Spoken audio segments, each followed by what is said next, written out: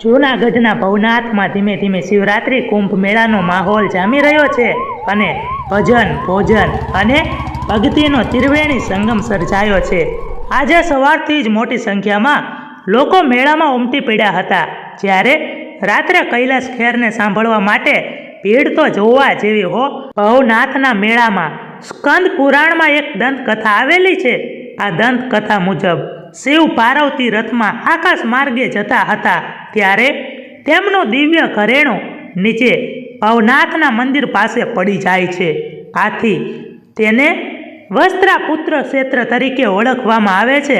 મહાશિવરાત્રિના દિવસે થતી મહાપૂજાના સમયે શંખોના ધ્વનિ સાથે નીકળેલું નગ્ન બાવાનું સરઘસ, તેઓનું મૃગીકુંડમાં સ્નાન અને ગિરનારની તળેટીમાં થતો શંખનાદ એક આધ્યાત્મક અનુભવ હોય છે।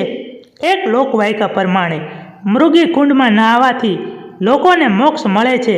નવનાથ અને 34 સિદ્ધોના સ્થાનક ગિરનારમાં ભર્તૃહરિ, ગોપીચંદ અને અશ્વત્થામા જેવા સિદ્ધો રહે છે અને શિવરાત્રિના દિવસે આ સિદ્ધ પુરુષો મૃગીકુંડમાં નહાવા માટે આવે છે। વળી એક માન્યતા છે કે સિદ્ધો પુરુષો એકવાર આ કુંડમાં નહાવા પડે છે પછી બહાર દેખાતા નથી। ભવનાથના મેળામાં મહાશિવરાત્રિની મધ્યરાત્રિએ ભગવાન ભવનાથની પૂજા કરવામાં આવે છે।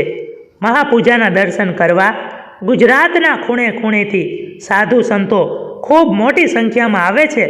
દર્શને આવતા લોકો માટે ઠેર ઠેર જગ્યાઓએ અન્ન ક્ષેત્ર પણ ખુલ્લા મુકાય છે।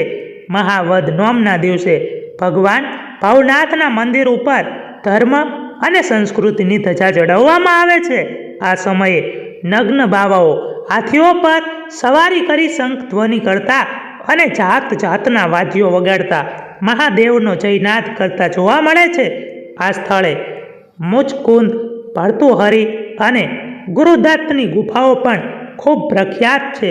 અહીં લાખોની સંખ્યામાં શ્રદ્ધાળુઓ દર્શન કરવા માટે અને મેળો માણવા માટે આવે છે।